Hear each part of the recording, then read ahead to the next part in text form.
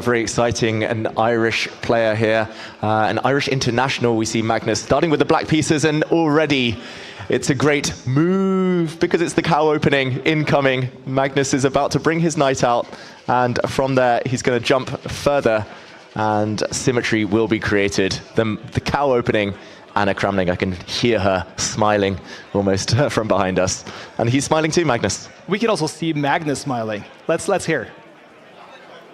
I know that this is not the cow. It's just it goes against everything that I stand for. Sorry.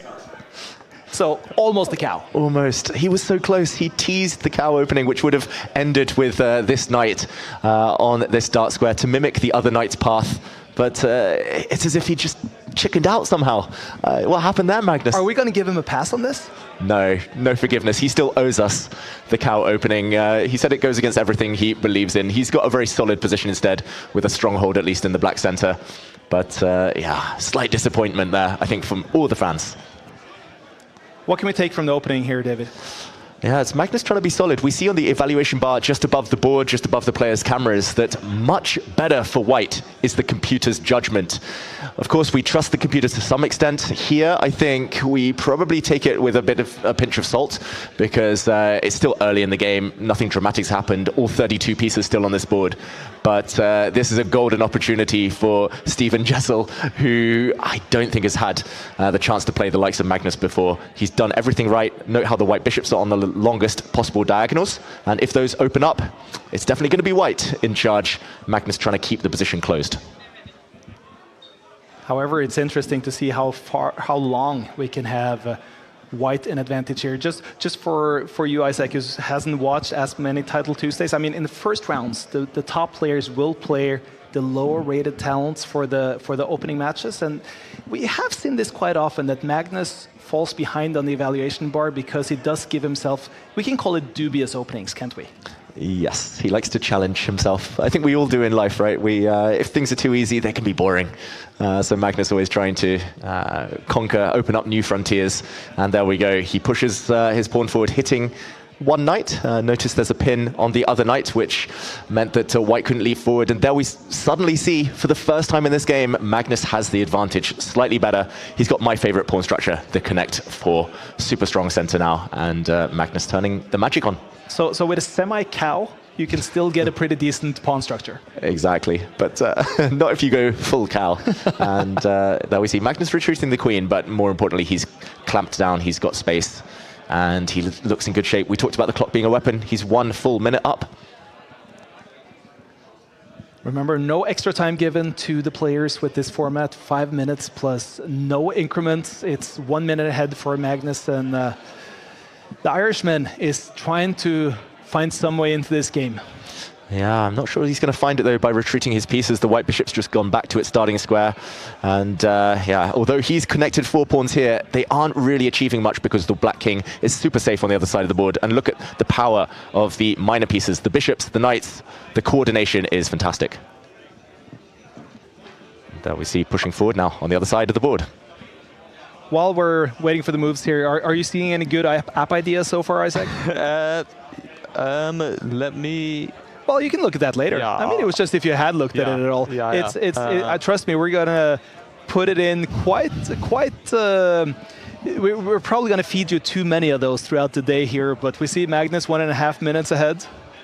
Yeah, and the first pieces have been traded off after a long, long time. We've now seen 20 moves, but only 1 set of trades. That was the dark squared bishops leaving the board. On paper, that should favor white. The pawns are all on dark squares, so parting with the dark squared bishop isn't the worst thing in the world. But Magnus now, he's moving towards the right side of the board, and his pieces are jumping into the white camp. He's even pushing pawns forward near his own king. And he can do that because the white queen is so far away from anything. She's offside, she's not contributing to the battle. And that's a very classy move, taking away a jumping square for the white knight. If you were a lower-rated player trying to take on Magnus round 1 of a Title Tuesday, do you think that you have to stay if not ahead, at least on par on the clock? Or is that given up any chance by falling behind on the clock? Yeah, I would say it reduces your chances by half. I mean, already the chances of winning against Magnus are single digits. But yeah, if you're behind on the clock as well, especially this drastic, 23 moves in, and he's spent the majority of his time already. It's almost hopeless. You need at least a couple of minutes to navigate the complications ahead to get into an endgame against Magnus and survive. We see the evaluation bar changing. That's because black now has a very strong move to pin the white knight to its rook. But yeah, I think the clock situation just makes things even worse, amplifies the problems. Magnus now opening up the flank, and look at the white king. So vulnerable, so open on this line. Magnus isn't really going to have to work here. He's just going to have to open up lines, and the attack should play itself. White knights are so poorly placed. It's as if now his opponent is trying to play the cow opening, except those knights can't really jump forward. I mean, it's pretty close. You're only missing a pawn there, and you're onto it.